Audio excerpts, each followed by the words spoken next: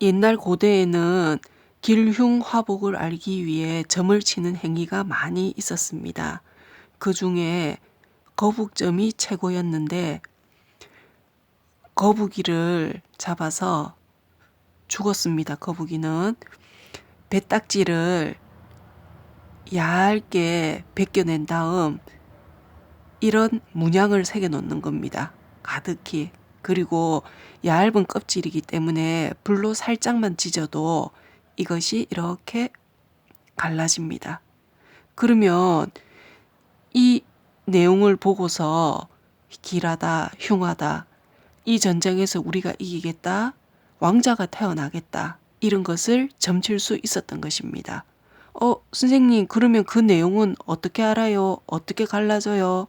그것은 기록에 남겨져 있지 않기 때문에 지금 아무도 모릅니다. 그래서 이러한 풍속 때문에 만들어진 글자가 점복이라는 글자입니다. 점을 치러 간다. 점을 치고 나서 내는 돈을 복채라고 합니다. 그때 쓰는 글자가 점복입니다. 그럼 바깥 외자에 점복자가 보이시죠? 앞에 있는 글자는 다롤에서 변형된 저녁이란 뜻에서 쓰이는 저녁석이라는 글자입니다. 그럼 우리가 점을 친다는 것은 오늘 어떤 일이 일어나나, 어떤 좋은 일이 있나 라고 알아보기 위해서 치는 것인데 저녁에 점을 친대요. 그러면 일상적인 생활에서 행동에서 벗어났다. 아니고 바깥이다 해서 뜻이 바깥 외자가 되었습니다. 푸를 청과 흰백을 같이 보겠습니다. 흰백 글자가 간단하니 흰백부터 보겠습니다. 도토리 같은 것을 깎은 윗면이 속이 하얗습니다. 그래서 하얗다해서 흰백이라고도 보고 산의 윗부분은 기온이 낮기 때문에 항상 눈이 쌓여져 있어서 하얗게 있는 모습을 보고 만든 글자를 흰백이라고도 합니다. 아무튼 지금 이 글자를 하얗다는 의미에서 흰백으로 사용합니다. 풀을 청에 위에 있는 글자 우리가 배웠던 날생이 보입니다. 그래서 날생은 싹이 돋아난 모습이라고 했어요. 그래서 싹이 돋아났는데 파릇파릇 돋아난 새싹의 색이 푸르다 해서 푸를 청이 만들어진 것입니다. 푸를 청 글자는 밑부분을 두 가지로 사용합니다. 다롤자를 쓰는 것과 밑에 여기처럼 두 가지 다 풀을 청이기 때문에 이 글자가 나오든 이 글자가 나오든 풀을 청으로 아시면 됩니다. 그래서 청백이라는 글자가 만들어집니다. 마디촌의 마디는 아주 작은 길이를 뜻할 때 쓰입니다. 이 부분이 사람의 손을 뜻하는 글자입니다. 여기 가로획은 꺾이는 손목 부분, 점은 맥박이 뛰는 부분을 표현한 겁니다. 그래서 손목과 맥박 사이에 요 작은 길이가 손가락 한 마디만큼 작다라고 해서 짧은 길이를 뜻할 때 마디라는 의미에서 마디촌이 되었습니다. 그래서 아주 가까운 사이를 하나 일자를 써서 일촌이라고 표현을 하는 것입니다. 해년자는 벼 화자가 있고 벼를 베는 도구, 이 모습에서 오늘날 이렇게 바뀌었습니다. 지금 우리는 1월 1일부터 12월 31일까지를 1년의 단위로 봅니다.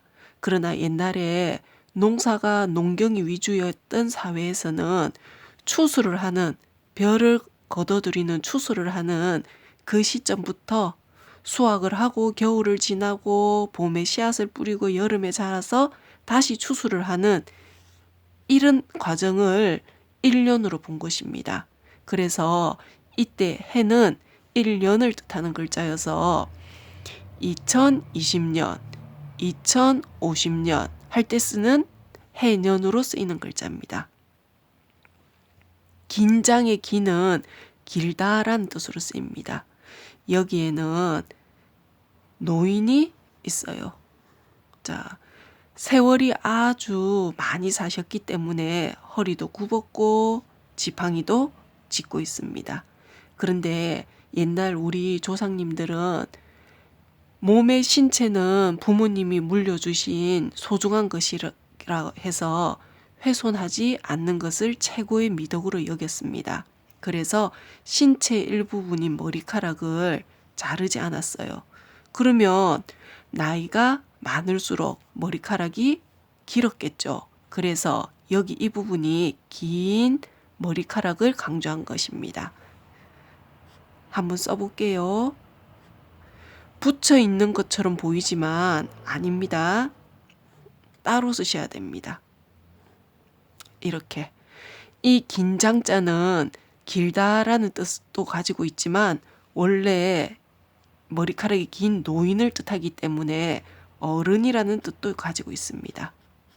어른, 장. 그래서 학교에 교장 선생님 할 때 이 장자를 씁니다. 우리 집안에 가장 할 때도 이 장자. 우리 반에 반장 할 때도 장자. 대표하는 사람이라는 뜻으로 쓰입니다.